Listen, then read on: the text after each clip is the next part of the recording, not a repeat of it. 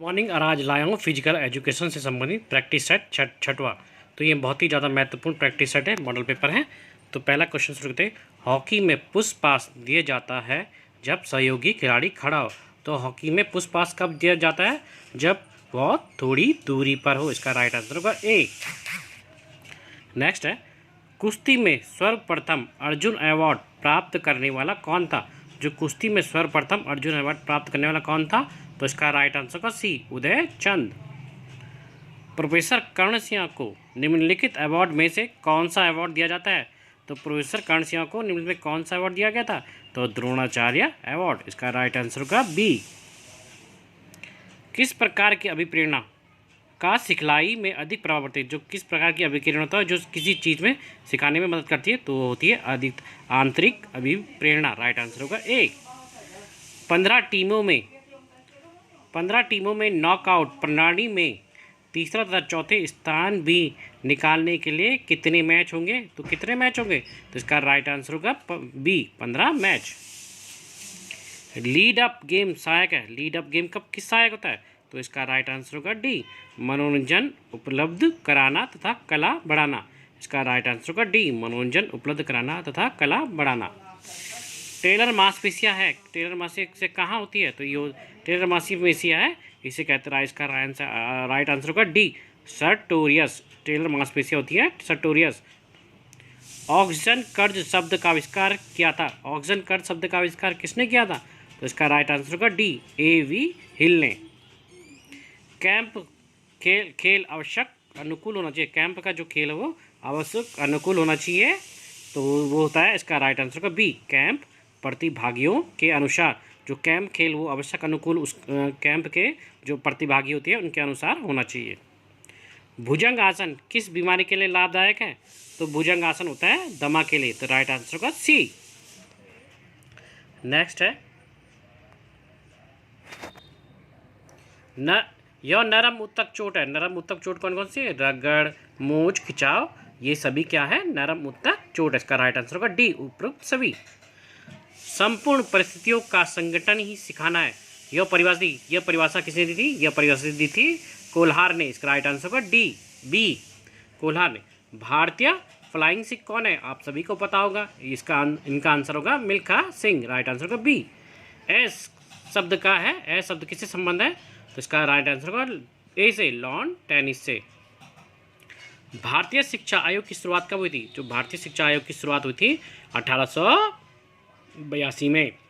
इसका right answer होगा B. Persona शब्द किस शब्द से लिया गया है? जो पर्सोना शब्द है वो लिया गया है लैटिन भाषा से। इसका राइट आंसर होगा डी। पिरामिड टूर्नामेंट का संबंध है। तो पिरामिड जितने भी टूर्नामेंट होते हैं वो होते हैं चैलेंज टूर्नामेंट से। इसका राइट आंसर होगा ए। शारीरिक शिक्षा में गुण होना चाहिए। तो निपुण कौशलता होना चाहिए, व्यक्तित्व अच्छा होना चाहिए, नेतृत्व अच्छा होना चाहिए। तो इसका राइट आंसर होगा डी, उपरोक्त सभी। दो या दो से अधिक हड्डियां जब एक जगह जुड़ती हैं तो क्या कहलाती है? तो वह जोड़ कहलाती है। इसका राइट आंसर होगा बी। परिसंचरण तंत्र का मुख्य अंग कौन है? जो परिसंचरण का मुख्य अंग है वो हृदय है। इसका राइट आंसर होगा सी। अहिंसा एक भाग है। अहिंसा किसका एक भाग है? तो यो यम के अंतर्गत आता है। इसका राइट आंसर होगा ए। मनोरंजन केंद्र की अवस्था होती है। तो मनोरंजन केंद्र की अवस्था क्या होती है? इंडोर गतिविधियों में, आउटडोर गतिविधियों में, चलचित्र में। इसका राइट आंसर होगा डी, उपयुक्त सभी में। शारीरिक शिक्षा की भ्रांतियां हैं। जो भ्रांति क्या है? तो शारीरिक स्वास्थ्य, शारीरिक परीक्षण, अनुसंधान पैदा करना। इसका राइट आंसर होगा डी, उपयुक्त सभी। राजकुमारी अमृत कौर किस खेल की सर्वश्रेष्ठ खिलाड़ी थी? तो राजकुमारी जो अमृत कौर थी वो किस खेल से सर्वश्रेष्ठ खिलाड़ी थी? वो थी टेनिस में। इसका राइट आंसर होगा डी।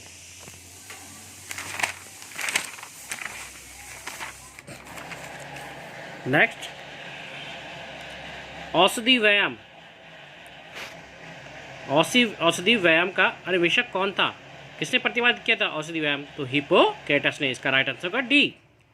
बैलास्टिक पद्धति का संबंध किससे है? तो बैलास्टिक पद्धति का संबंध है लचीलापन से। राइट आंसर होगा सी।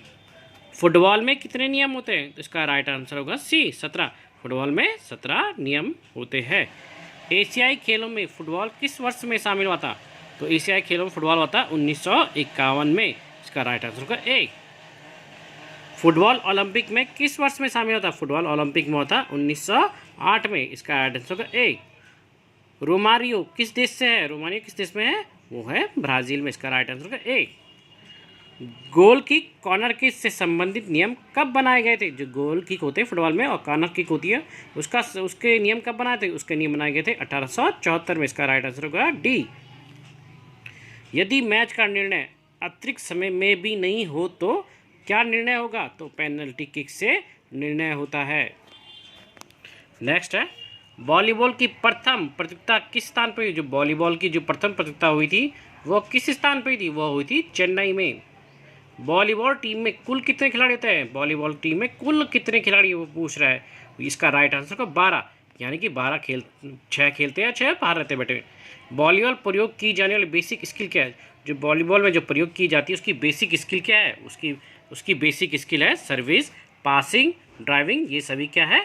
बेसिक स्किल में आते हैं। चौथे और पाँचवें सेट में कितने समय का अंतराल होना चाहिए? वॉलीबॉल में जो चौथे और पाँचवें सेट में कितने समय का अंतराल होता है? तो इसका राइट आंसर होगा 5 मिनट का। हवा में बॉल को मारना कहलाता है। जो हवा में हम बॉल को मारते हैं उसे क्या कहलाते हैं? उसे कहते हैं वॉली।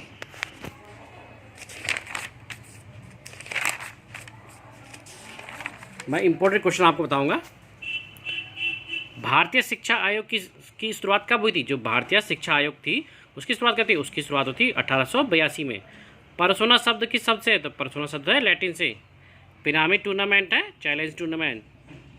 आज के महत्वपूर्ण सवाल यहीं से समाप्त होते हैं। मेरे चैनल को सब्सक्राइब करना ना भूलें। धन्यवाद।